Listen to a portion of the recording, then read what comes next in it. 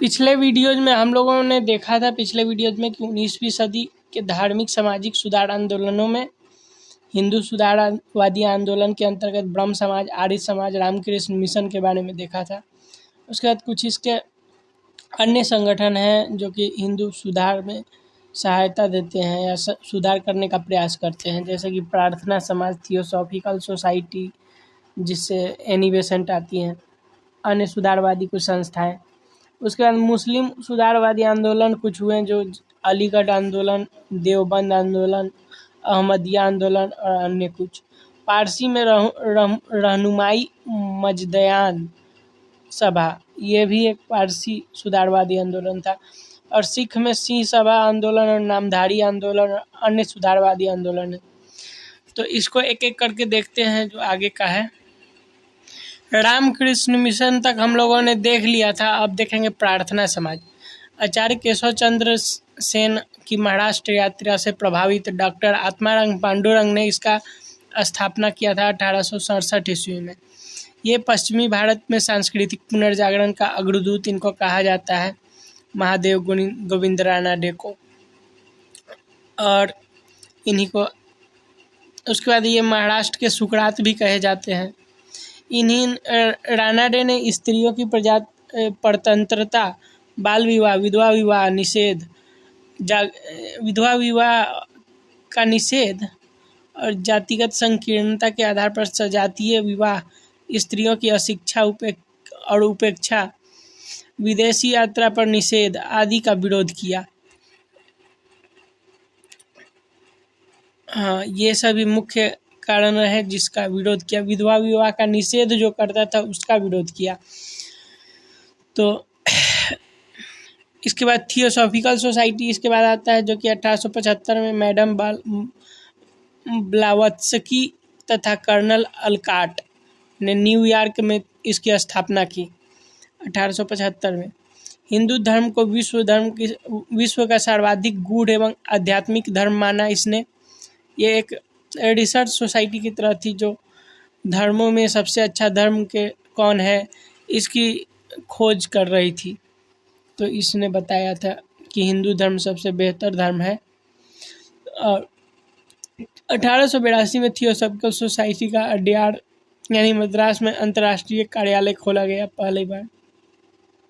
Shrimati Annie Besant 1888 में इसी के सोसाइटी की सदस्य बनी और 1893 में एनी बेसेंट भारत आई थी, जो कि बाद में कांग्रेस में मिल गई। भारत में शिक्षा के विकास के लिए एनी जी ने बनारस में 1898 में सेंट्रल हिंदू कॉलेज की स्थापना की, जो 1916 में मदन मोहन मालवीय के प्रयासों से बनारस हिंदू विश्वविद्यालय बना। अब कुछ अन्य सुधारवादी आंदोलन है, जिसमें आत्मीय सभा जो कि कलकत्ता में राजा राम मोहन राय द्वारा, इसको याद करना है, हिंदू समाज की कुरीतियों के विरुद्ध। ब्रह्म समाज कलकत्ता में राजा राम मोहन राय द्वारा जो सामाजिक धार्मिक सुधार हेतु। धर्म सभा जो कि कलकत्ता में राधाकांत देव द्वारा, जो कि सती प्रथा के समर्थक थे और ब्रह्म समाज के विरोधी थे। ये मतलब एक तरह से राजा राम मोहन राय के विचारों का विरोध करते थे। उसके बाद तत्व बोधिनी सभा जो कि कलकत्ता में देवेंद्रनाथ टैगोर द्वारा, ये राजा राम मोहन राय के विचारों को प्रचारित करने के लिए। वेद समाज जो कि मद्रास में श्री धारालू नायडू द्वारा, ये दक्षिण भारत का ब्रह्म समाज कहा जा सकता है, क्योंकि ये भी राजा राम मोहन राय के विचारों से प्रभावित था। उसके बाद परमहंस मंडली जो कि बम्बई में आत्माराम पांडुरंग और बालकृष्ण जयकर और दादोब पांडुरंग, धर्म तथा जनता के आचरण में सुधार के हेतु। प्रार्थना समाज जो कि 1867 में बम्बई में आत्माराम पांडुरंग ने एकेश्वरवाद को बढ़ावा देने के लिए और पवित्र सामाजिक जीवन जीने का विश्वास दिलाने के लिए। आदि ब्रह्म समाज जो कि कलकत्ता में केशव चंद्र सेन द्वारा सामाजिक सुधार और स्त्री मुक्ति व मद निषेध पर बल देने के लिए। ये मुख्य कुछ थे। उसके बाद सेवा दत्त आते हैं, ये सभी भी कुछ मुख्य है जो याद करने योग्य। सेवा सदन जो कि बम्बई में बहराम जी मालाबारी द्वारा समाज सुधार के उद्देश्य से। देव समाज जो कि गुरु की श्रेष्ठता और आत्म शुद्धिकरण करने के लिए। शिव नारायण अग्निहोत्री द्वारा लाहौर में। सर्वेंट ऑफ इंडियन सोसाइटी, ये भी आई है। इसकी स्थापना बम्बई में हुई गोपाल कृष्ण गोखले द्वारा, जो कि भारतीयों की सेवा करना और अंग्रेजों के विरुद्ध जागृत करना इसका मुख्य उद्देश्य था। थियोसॉफिकल सोसाइटी 1875 में न्यूयॉर्क में स्थापित हुआ था, जो कि कर्नल आलकट और मैडम वालाचुकी द्वारा किया गया था। ये सभी प्राच्य धर्मों का तुलनात्मक अध्ययन करने के लिए हुआ था इसका स्थापना। इसी से एनी बेसेंट आई थी। और उसके बाद महत्वपूर्ण है यंग बंगाल आंदोलन, जो कि कलकत्ता में हेनरी विवियन डिरोजियो द्वारा, कलकत्ता हिंदू कॉलेज के शिक्षक, ये इन्होंने मतलब लोगों को जागृत किया था, जागरूकता अभियान चलाया था। फिर कुछ कानून आए जो कि ब्रिटिश शासन द्वारा लाए गए कानून, जो समाज सुधार अधिनियम के रूप में सामने आए, जैसे कि नवजात कन्या हत्या कानून जॉन शोर ने लाया 1795 में। उसके बाद बाल हत्या निरोधक कानून, जो कि लॉर्ड वेलेजली ने लाया नवजात शिशुओं को मारने पर रोक लगाने के लिए। उसके बाद सती प्रथा निषेध कानून, विलियम बेंटिंग ने 1829 में सती प्रथा कानून पर कानूनी रोक लगाने के लिए सती प्रथा पर राजा राम मोहन राय के प्रयासों से लाया। उसके बाद दास प्रथा पर निषेध, ये लॉर्ड एलनबरो ने 1843 में 1833 के चार्टर अधिनियम द्वारा 1843 के दास प्रथा पर प्रतिबंध लगाया गया।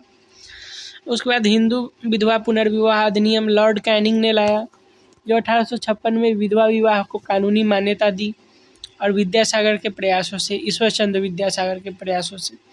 नेटिव मैरिज एक्ट, जो कि ब्रह्म विवाह कहलाता है, नॉर्थब्रुक ने लाया 1872 में। ये अंतर्जातीय विवाह की विधि को मान्यता दिया केशव चंद्र के प्रयासों से।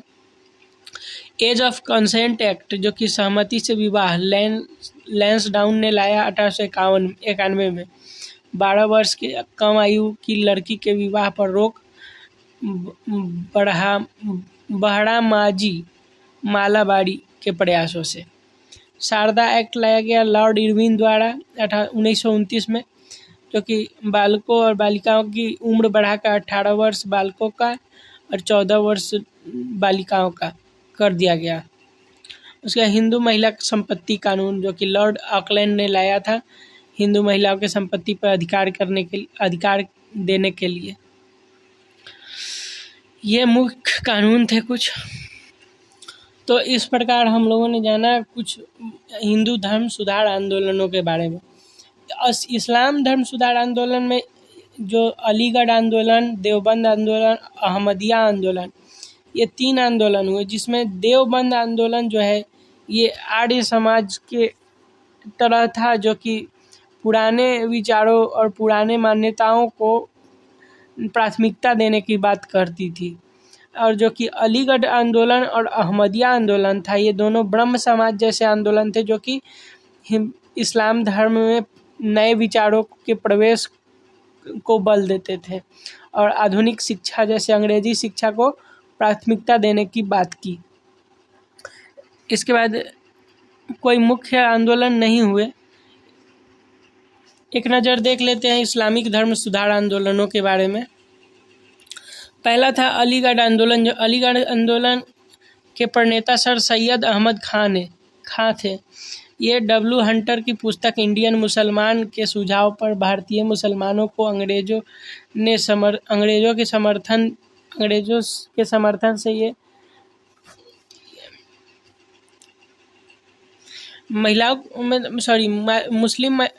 भारतीय मुसलमानों को अंग्रेजों का समर्थन मिला इस इंडियन मुसलमान पुस्तक के द्वारा। सर सैयद अहमद खान ने 1864 में साइंटिफिक सोसाइटी की स्थापना की। फिर 1875 में अलीगढ़ मुस्लिम एंग्लो ओरिएंटल कॉलेज की स्थापना की। उसके बाद राजभक्त मुसलमान पत्रिका चलाया, आधुनिक पाश्चात्य शिक्षा का विकास पर जोर दिया। उसके बाद देवबंद आंदोलन, जो कि नैनीताल में एवं गंगोह में हुआ, ये उत्तर प्रदेश के देवबंद में इस्लामिक मदरसे की स्थापना की, कुरान व हदीस की शिक्षा देने पर जोर दिया और शिक्षा को लागू करवाया। इस आंदोलन ने अंग्रेजी पाश्चात्य शिक्षा और अन्य बाहरी शिक्षाओं का विरोध किया। इसने प्राचीन इस्लाम परंपरा को पुनर्जीवित करने की प्रयास की या उसके पर बल दिया। उसके बाद अहमदिया आंदोलन आता है। ये इसकी शुरुआत मिर्ज़ा गुलाम अहमद ने की, जो कि 1889 में। इसमें आधुनिक शिक्षा पद्धति और अंग्रेजी शिक्षा तथा अन्य नवीन विचारों पर अपनाने पर बल दिया गया। ये अहमदिया आंदोलन भी यूपी में ही हुआ था। तो ये मुख्य मुस्लिम आंदोलन थे और इनके प्रयास। अन्य प्रमुख मुस्लिम सामाजिक धार्मिक सुधार आंदोलनों में बरेलवी आंदोलन आता है, जो कि अहमद रजा खान द्वारा चलाया गया था 1880 में। उसके बाद वहाबी आंदोलन, जो कि अब्दुल वहाब द्वारा अरब में चलाया गया था। ये सैयद अहमद बरेलवी ने इसका भारत में नेतृत्व किया था। उसके बाद टीटू मीर का आंदोलन, जो कि बंगाल में चला था 1831 में। मीर निठार अली, जिन्हें टीटू मीर के नाम से जाना जाता है, उन्होंने इसकी शुरुआत की थी। अहरार आंदोलन आता है। उसके बाद अर्ध धार्मिक आंदोलन बंगाल में आता है, जो कि हाजी शरीयतुल्लाह द्वारा चलाया जाता है, जिसमें जमींदारी व्यवस्था और धार्मिक सुधारों की बात की जाती है। उसके बाद पारसी आंदोलन में रहनुमाई मजदायसन सभा की स्थापना की जाती है। रहनुमाई